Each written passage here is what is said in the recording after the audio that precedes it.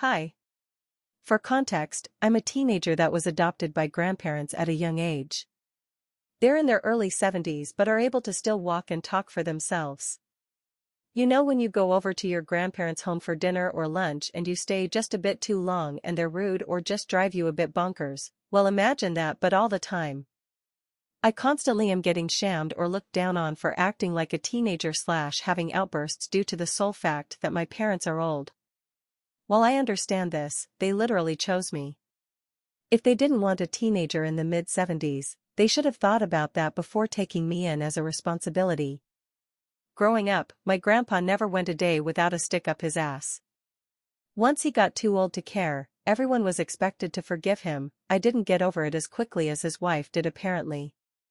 This was, and is, an ongoing issue in our house. My grandma thinks everything and everyone revolves around her.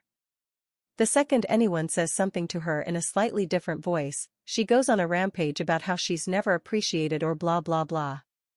Whenever I complain about something, even something like mental health, it always ends up being about her. Another thing is that my grandparents, but especially my grandpa, are nasty. He rarely brushes his teeth, he always has a finger up his nose or ear, chews as loud as possible, is constantly coughing, sneezing, burping, never covering his mouth, etc. My grandma claims to be a clean freak, but she's not.